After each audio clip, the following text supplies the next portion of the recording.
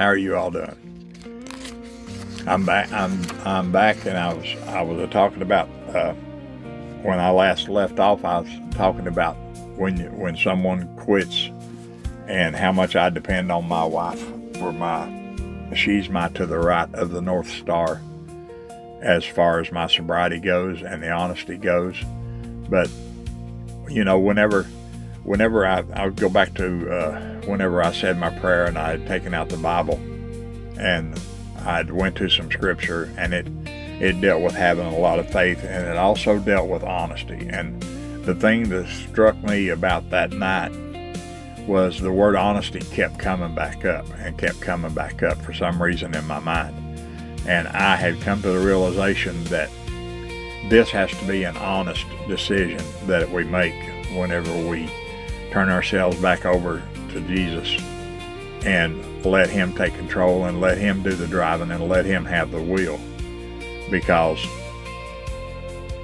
he is the one doing the driving. All we have to do is just follow what he tells us to do, or follow what he's put in our gut that tells us what to do. We know what to do. It's just a matter of doing it, because if we do it his way, it will work, and it has worked for 35 years. But you have to be completely honest with yourself and those around you. You can't do it halfway. There's no halfway. You're not honest today and then dishonest tomorrow. That's not the way that's not the way this works, and I have found that out. It doesn't work that way. You have to be completely honest. And to be honest with you, that's probably why I don't have that many friends, because honesty has a way of running people away, because they either can't be honest with themselves, or they don't want to hear that someone else is going to be honest with them. I'm not sure what it is. I haven't pinpointed it. And to be honest with you, I concentrate on me when it comes to honesty. If I have friends that don't care that much about the honesty aspect, then they're not really, I wouldn't call them friends. They're more acquaintances than they are anything. And I have people at work that I'm friends with, supposedly, not friend in the nature that because my definition of a friend is someone who is honest. And honesty is a big hinge point in my sobriety. And that's one of the reasons that I have stayed sober for the last 35 years. That is, I have Jesus Christ as my North Star. My wife is just to the right of the North Star. And honesty is first and foremost, because that's the way just the way it has to be. But, and that struck me that night, after I had done that, and I was writing out those steps that they had gave us the paperwork, they had given us the paperwork for. I wound up, it's kind of funny, because it seemed like the more I wrote, the more he brought things to mind and stuff that I hadn't thought about in years. But I continued writing down what he was telling me to write down, because he was putting this stuff in my head as I was writing it down, and it just seemed like everything kept coming back to me. And I knew it was the Lord that was doing this, and I was glad for him doing it, because that let me know that I was doing this the right way. But anyway, I wound up with about 5 pages of things that I had done wrong throughout the years. And there was probably a whole lot more than that, and some that I hadn't even thought of. But I had wrote all of this down, and the hardest part was the 5th step. And that's the step where you admit to yourself, to God, and to one other person of all of your wrongs and the things you had done. And there was a pastor that was a family friend, a friend of the family as well, and he knew me while I was growing up. I've knew him all my life, and I had called him and asked him if he would come and listen to my 5th step. I explained to him what I was doing, And he said that he would be more than happy to come and listen to my fifth step. And the day before he came, I was really, really nervous. And I was thinking, here I am. I'm going to reveal everything that I have done to someone else. And Jesus already knew everything that I had done. And because he's the one that helped me to write all this stuff down. But I was going to admit to someone that had known me all my life and did not know this part of my life, and did not know anything about this part of my life up until this point. And I mean, he had never been exposed to any of my wrongdoings or anything, because when I was a drinking, I stayed away from church. I stayed away from anything that would bring me to the realization that I needed help, because it's just something that I had kept running away from.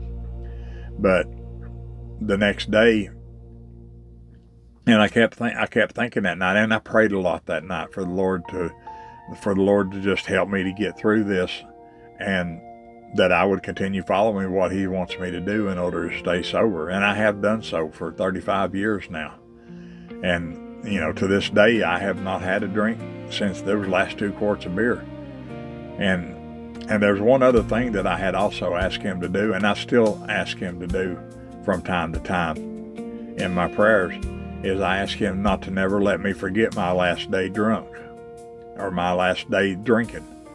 And, to this day, I remember it vividly.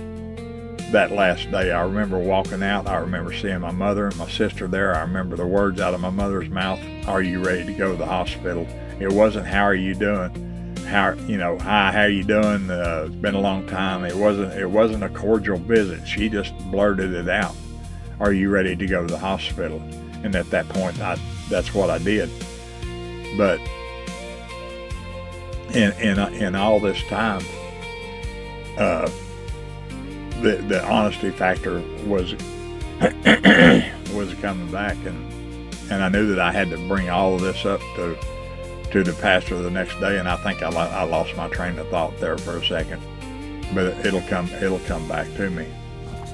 Now, in these videos, I'll jump around. If I do jump around too much, I apologize for that. I'm not trying to. It's just that I'm speaking what the Lord would have me to speak, and in the way that I speak it, because I have a different way of communicating. And if it leads you the wrong direction, that's not my intention. I don't want you to lead off in the wrong direction. I just want the honest truth to get out, because I feel like it's my story that somebody needs to hear. And I don't know who, but I know the Lord has put this on me, and I'm going to continue doing it until the Lord tells me not to do it anymore. And I want this to help someone, because I know there are a lot of people that needs help. And I was looking at the statistics earlier of the amount of people and then I realized that there are 30 million people, that's 26 plus, that have either alcohol problems or drug problems. And that's a staggering number, because I was one of those. But nevertheless, back to my story, I went and I wrote all this stuff down, these 5 pages. Excuse me. And I had went through everything in my mind of how I was going to talk, and then I just decided, okay, Lord, I'm going to, and I prayed to the Lord that he would just help me deliver this to the pastor that I was going to talk to. And this gentleman that was coming, he was a pastor, and I knew him all my life. And I was actually raised around their family. And their family has produced a couple of pastors, 2 or 3 pastors. But nevertheless, that's not the point I'm making. The point I'm making is, here I was. Excuse me. Here I was going to divulge all of my wrongdoings to someone who did not know me at that time, and had never been on the receiving end of anything that I had done wrong. And I was going to divulge my heart and my experiences with him. And that thought really made me nervous, because now I'm really exposing myself to someone else other than myself. I knew my wrongs. My wife, she knew a lot of my wrongs, even though she was on the tail end of my drinking, which I got to know her for a little over a year previously. But she knew that I had a problem. She just had the faith that she had the faith, and she was praying that the Lord would intervene somehow, some way.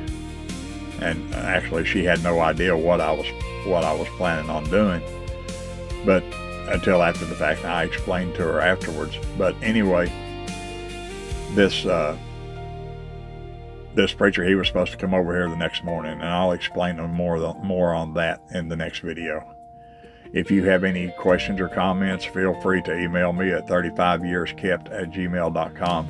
Hit like and subscribe if you like the channel, and I would greatly appreciate it. I'm not making, this is not about me. Again, this is not about me. This is about what Jesus Christ wants to do through me. Thank you for listening. I appreciate it. And if you have a comment or want to email me, feel free to do so. I will answer it. Thank you, and God bless you.